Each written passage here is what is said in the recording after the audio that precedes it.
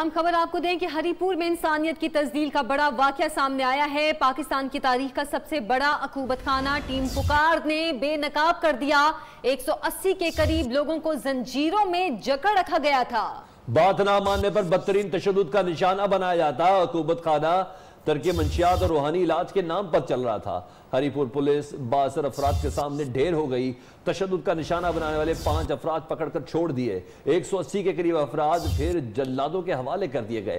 یہ عقوبت خانہ 10 سال سے چل رہا ہے۔ سینئر اینکر پرسن انیلا زکا ہمارے ساتھ موجود ہیں۔ انیلا زکا، یہ پاکستان میں ہی ہے؟ بالکل سلمان، پاکستان میں یہ نجی جیل ہے، ایک ریاست کے اندر ایک ریاست بنائی گئی ہے، اور اس کی جب ہم نے ریکی کی ہمارے پاس انفارمیشن موجود تھی تو ہم بیس بدل کے وہاں جاتے رہے، کیونکہ ان کی مخبری بہت زیادہ سٹرونگ تھی اور یہ دور گاؤں سے اندازہ لگا لیتے تھے کہ کون اس طرف آ رہا ہے۔ وہاں جب ہم اندر گئے تو ہم نے دیکھا کہ وہاں تقریباً 180 سے زائد لوگ جو تھے ان کو زنجیروں میں جکڑا گیا تھا، اور وہاں پر ان کو جس کمرے میں قید کیا گیا تھا، یہاں تک کہ ان کو باتھ روم جانے کی فیسلٹی بھی نہیں تھی، ان کو بوتلیں پرووائڈ کی گئی تھی کہ بس اسی میں وہ واش روم کریں۔ اس کے بعد وہیں قرآن پاک، توبہ نعوذ باللہ، وہیں قرآن پاک پڑھا ہوا ہے، وہیں جانماز پڑھی ہوئی ہے، اور وہیں پہ گندگی ہے، وہیں پہ غلاظت ہے۔ ان کو سوکھے ٹکڑے دیے جا رہے ہیں کھانے کے لیے، جو رات بھر سوکھتے تھے باہر، روٹیوں کے ٹکڑے جو چھانبور والے بیچتے ہیں، اور اس کے بعد صبح ان کو پانی میں بھگو کر دے دیے جاتے تھے۔ ٹھیک ہے انیلا، آپ ہمارے ساتھ ہی رہیے گا، مزید بھی آپ سے اس حوالے سے بات کریں گے۔ جو متاثرین وہاں پر موجود ہیں اس عقوبت خانے میں، ان کے کیا جذبات ہیں، کیا احساسات ہیں، پہلے وہ سن لیتے ہیں۔ یہ آپ نے ہاتھ میں ٹکڑے کس چیز سے پکڑے ہیں؟ یہ ہمیں کھانا دیتے ہیں، یہ بال بھی پڑے ہوئے ہیں، ہمیں پاکی نہیں کرواتے۔ یہ آپ نے اپنے گھر والوں کو نہیں بتایا کہ مارتے ہیں؟ نہیں ہے، مارتے ہیں ہمیں۔ 13 سال کے بچے سے لے کر 70 سال کے بزرگ کو ڈنڈے مارنا، کیا یہ جائز ہے؟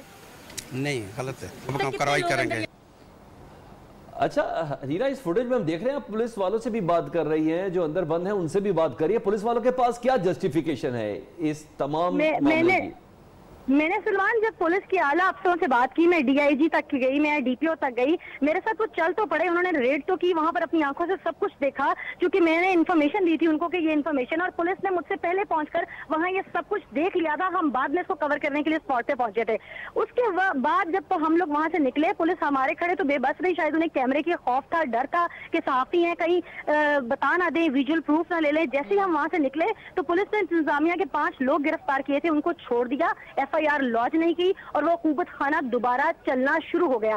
میں جب وہاں پہنچی تو وہاں پر doctor, engineer, software engineer, وہاں پر لائر، ایڈوکیٹ ہائی کورٹ سے لے کر بہت ایسے پڑھے لکھے لوگ، M B A student pass وہاں موجود تھے، جو کہ کسی کو اتنے پڑھے لکھے لوگ ایسے عقوبت خانے میں کیسے پہنچ گئے؟ اور پولیس بھی کیا جو ملزمان ہیں ان کے وہ اتنے اسٹرانگ ہیں کہ پولیس ان کے ساتھ ہی کھڑی ہوئی ہے؟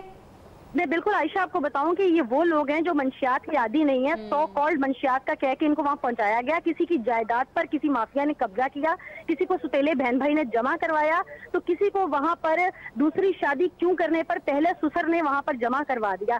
یہ لوگ 22.5 لاکھ روپے مہینہ فیس لیتے ہیں ان 180 گھروں کی، جو جمع کرانے والے لوگ ہیں جنہوں نے ان کو ایڈمٹ کروایا یہاں پر۔ یہ لوگ پھر پیسے کے زور پہ، آپ کو پتا ہے سب بکتا ہے یہاں پہ، شاہ بکتے ہیں یہاں پر، کیا کیا بکتا ہے آپ کو یقیناً یہ حیرت کا مقام ہے کہ پاکستان میں اتنا بڑا عقوبت خانہ موجود ہے جہاں پر اتنے پڑھے لکھے لوگ موجود ہیں، ان پر ظلم بھی کیا جا رہا ہے، اور پولیس بھی جو ملزمان ہیں ان کا ساتھ دے رہی ہے۔ نیلا، بہت شکریہ، آپ کا تفصیلات سے آگاہ کر رہی تھی۔